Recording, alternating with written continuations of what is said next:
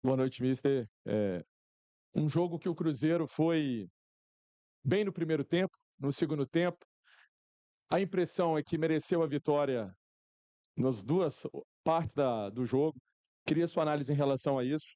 E o quanto também essa sinergia com o torcedor, né, que reconhece isso, também é fundamental para esse trabalho de uma invencibilidade nos últimos 7 jogos, invencibilidade em casa também jogando nos seus domínios. Obrigado, boa noite. Boa noite.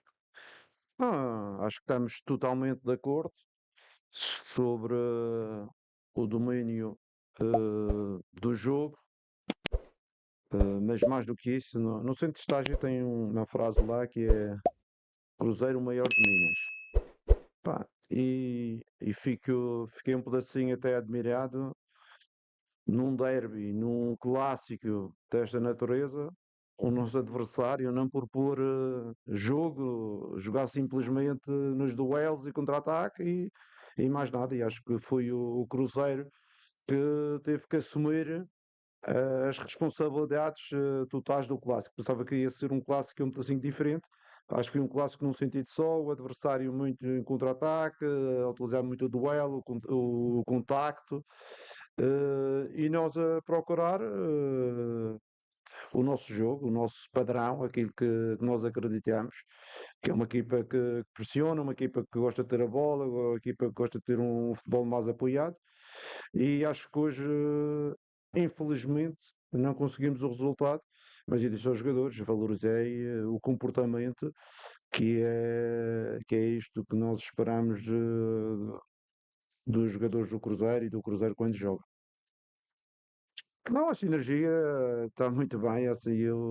Uma das coisas que eu falo e volto outra vez a relacionar, a torcida tem sido espetacular no apoio à equipa, principalmente nos jogos em casa. O Mineirão tem estado quase sempre cheio. Eu fui com o Bahia, fui com o Flamengo, fui hoje, e isto é importante para nós, para todas as pessoas que trabalham no clube, e para mim é um regressar às emoções. É por isso que eu vim também para o Brasil, para ter um pouco de emoções, e acho que os torcedores estão-me a dar essa emoção outra vez num jogo de futebol, e eu saio extremamente satisfeito. Jardim, você já disse aqui nesse microfone, na sala de coletivas, que o Cruzeiro passou por uma fase que ele não era o pior e também quando pegou uma sequência de vitórias não era o melhor. E hoje o Cruzeiro, aí, após a nona rodada do Campeonato Brasileiro, está na terceira colocação, está um ponto atrás do Flamengo, que é o vice-líder, né? E atrás também do Palmeiras, que é considerado por praticamente todo mundo o melhor elenco do país, o time, né, de investimentos altíssimos. De agora em diante, como é que você começa a ver essa questão desse Cruzeiro e como fazer para manter aquilo que você não abre mão, que é essa intensidade que a gente tem visto do Cruzeiro, independente de quem seja o adversário, do outro lado, independente de qual seja o gramado que o Cruzeiro está jogando? Eu disse, eu disse isso que há algum tempo atrás não éramos os piores há um mês atrás, também não somos os melhores agora. Também disse que havia quatro ou cinco equipas que, devido ao projeto dos últimos anos, se tinham posicionado à frente do Cruzeiro neste momento. O Cruzeiro está a começar um projeto quase novo, de raiz. E muitos destes jogadores entraram, têm menos de um ano. Temos meia dúzia que entrou já há mais tempo, mas pronto, isto é um princípio também da era Pedrinho em relação àquilo que ele quer projetar para o Cruzeiro de presente e de futuro.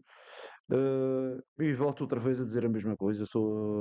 Essas duas máximas nós não deixamos de lado. Nós sabemos a nossa realidade, sabemos o que queremos, para onde queremos ir, sabendo que a base é a atitude, o comportamento dentro de campo, a qualidade do nosso jogo. A gente não abre mão dessas situações, e depois, com certeza, se tivermos como estamos agora, estamos em terceiro. Se estivermos melhor, podemos subir. Se estivermos menos rentáveis, podemos descer, mas queremos estar entre os melhores. Que foi esse o nosso projeto e foi isso que nós dissemos quando chegamos. Ô, Jardim, queria explorar um pouquinho mais disso que você citou, dessa emoção que você sempre cita, que fala um pouco de um dos motivos, né, de ter te trazido para o Brasil. Eh, Você já disputou clássico em Portugal, Grécia. Queria saber um pouquinho mais na França, um pouquinho mais do que você teve de sentimento desse clássico, ou o seu primeiro aqui no Brasil. Não, hoje foi o clássico, mas já tivemos outros jogos. O sentimento, eu já vos disse, o futebol no Brasil, para o bem e para o mal, não é? Para o bem e para o mal. É muito emoção. É muita emoção, é muito coração. Às vezes existem decisões precipitadas. A cada treinador, vocês sabem que é uma coisa que acontece com muita frequência aqui no Brasil. Mas isto também tem o lado positivo, que é aquele lado de sentir os torcedores a amarem um clube, a apoiarem, a virem um estádio, as pessoas que encontramos na rua, as pessoas que falamos no dia a dia. E eu gostava de sentir um pouco isso, sentir no Olympiacos, sentir no Sporting, um pouco no Mónaco, mas quando fui para o Médio Oriente perdi um pedaço essa noção e agora estamos a voltar a ter esses sentimentos que para mim são extremamente positivos e agradáveis para quem trabalha no futebol. Jardim, surpreendeu essa postura do Atlético nesse jogo? Como que você tinha pensado no que o Atlético viria? E sobre as alterações, bateu uma dúvida ali para esperar um pouco mais as alterações que foram feitas? Podia ter feito um pouco antes, um gás novo ali naquele momento? Obrigado. Não, em relação ao jogo, eu penso que não fui só eu que fiquei surpreendido, vocês também ficaram surpreendidos, porque normalmente o derby é um jogo equilibrado, não é? De ataque, de resposta, normalmente é assim que eu vejo os derbys, e hoje vi este derby clássico um pouco com uma equipa dominante e a outra a travar o jogo muito com o fato, travar o jogo com o contacto e a explorar só um tipo de futebol, que era lances mais na frente, contra-ataque, primeira bola, segunda bola, a sair dessa forma. E atenção, a base desta equipa do Atlético foi campeão em 2021, não estamos a falar de uma equipa qualquer. 21, não foi? Pronto. Então tenho, os apontamentos estão corretos. E eu esperava um pouco mais do adversário, mas o importante foi a nossa atitude, o importante foi aquilo que nós quisemos criar. Infelizmente não conseguimos finalizar. Uh, e volto a dizer, hoje também, epá, eu não gosto de falar de arbitragem, mas hoje o treinador do Atlético esteve muito bem a tirar o Alonso, muito bem. Porque ele, se ele não o tira, ele já tinha sido expulso antes de ele tirar. E o treinador, muito esperto, tirou que era para não arriscar mais. Se fosse correto, talvez a gente podia jogar com 10 contra 10, que foi o que aconteceu no outro derby para o Campeonato Mineiro. Podia ser o inverso hoje. Em relação à segunda parte da pergunta, as alterações podem ser na primeira parte, podem ser na segunda, podem ser nos últimos minutos. Eu senti que a equipa estava bem, depois metemos o Bolatti para conseguir ganhar um pedacinho de mais agressividade no corredor e também como estávamos a ter muitos escanteios, foi 15 escanteios que tivemos para dar um pedacinho mais de capacidade de duelos dentro da área e depois arriscámos a 15 minutos do fim, acho eu, com 4-4-2, dois avançados e um Mateus de um lado, o Bolatti do outro, porque eu sentia que a equipa queria ganhar e nós queríamos ganhar o jogo e foi isso que a nossa percepção de jogo não foi se conter, mas foi colocar jogadores mais ofensivos de forma a tentar procurar o resultado. Jardim, o Cruzeiro tem dificuldade de jogar contra equipes mais fechadas, igual você disse, o Atlético não veio para o jogo, você esperava aquele jogo mais aberto, e o Cruzeiro se dá muito bem, né, com o jogo aberto. É uma estratégia que as equipes têm usado aí contra o Cruzeiro que tem dado certo, esse vir mais fechado, assim? Não, sinceramente, isto é uma das primeiras equipas que aborda o jogo assim contra nós. Outras equipas abordaram o jogo mais equilibrado, para um lado e para o outro. O que eu senti foi uma enorme agressividade nos duelos. Não foi por acaso que existiam muitos cartões amarelos, uma possível expulsão que não existia. No escanteio, vocês que veem as imagens do escanteio também vão ver umas coisas bonitas que existiam. Esse tipo de agressividade, claro, que tira um pouco do ímpeto do jogo, tira um pouco do correr do jogo, da clarividência do jogo, porque para-se o jogo, recomeça-se, para-se o jogo, recomeça. E aconteceu muito isso por parte do adversário, mais do que defender em bloco, utilizou muito essa estratégia de parar o jogo com muitas faltas, mas é uma forma de estar, não é? E foi isso que aconteceu.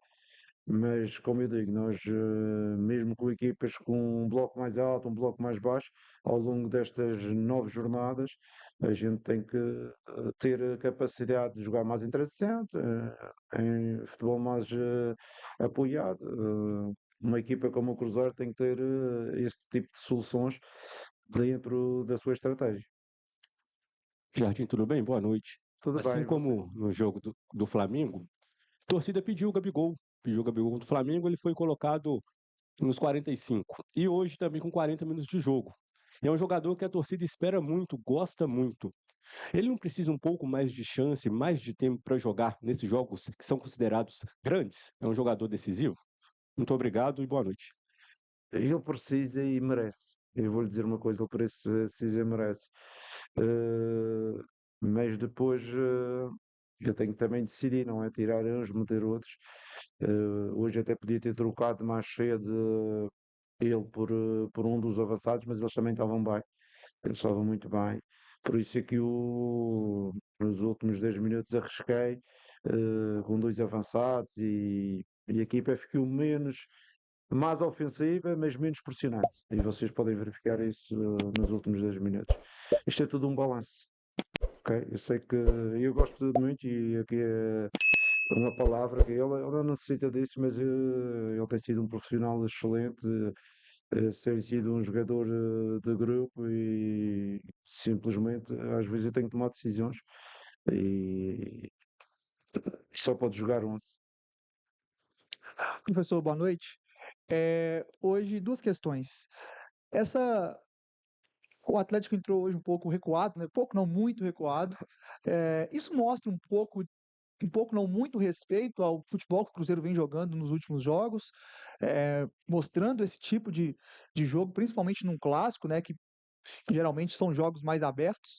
E a segunda questão, você mesmo falou que não gosta de falar muito de arbitragem, mas teve um lance de escanteio, né, que dois jogadores do Cruzeiro foram agarrados de maneira muito clara e o árbitro nem ao VAR foi. Eu queria que você também falasse um pouco sobre esse assunto. Em relação à arbitragem, vocês melhores do que eu, porque têm as repetições na televisão, isso foi a minha sensação. Há dois lances marcantes, é essa do escanteio e a situação da substituição do Alonso, porque mesmo eu disse ao árbitro, o treinador vai trocar porque você não o expulsou e ele nem sequer quer correr o risco outra vez de você expulsar numa segunda tentativa. Eh, eu disse ao quarto árbitro que estava ao meu lado. Mas eu não estou aqui para falar de arbitragem. A primeira pergunta era sobre. Eles entraram regulados, cada equipa tem a sua estratégia. Eu, quando digo que eu esperava um jogo mais equilibrado, mas respeito à estratégia do adversário. Cada treinador e cada clube tem a sua estratégia. E quem sou eu para estar a dar opinião sobre a estratégia do adversário? Eu esperava era um jogo mais taco a taco do que um jogo mais de um sentido único, como aconteceu. Boa noite, Jardim. Hoje o Cruzeiro consegue um bom desempenho, né? Os jogadores se entregaram muito, só que agora vira a chave para a Copa do Brasil no meio da semana, tem o Vila Nova. É um jogo que o Cruzeiro fez uma boa vantagem, mas que é uma competição perigosa. Você pensa em manter essa equipe que tem jogado o brasileiro ou fazer algumas mudanças para deixar os jogadores mais frescos? E também uma forma. Você já tinha falado dos jogadores altos, né? O Cruzeiro tem uma estatura mais baixa, porém hoje a gente teve 15 escanteios, muitos escanteios, e o Cruzeiro acabou não aproveitando tão bem, né? Como trabalhar, mesmo ainda sem esses jogadores mais altos, essa jogada aérea. Obrigado. Bem, em relação ao próximo jogo, continua a ser um jogo importante.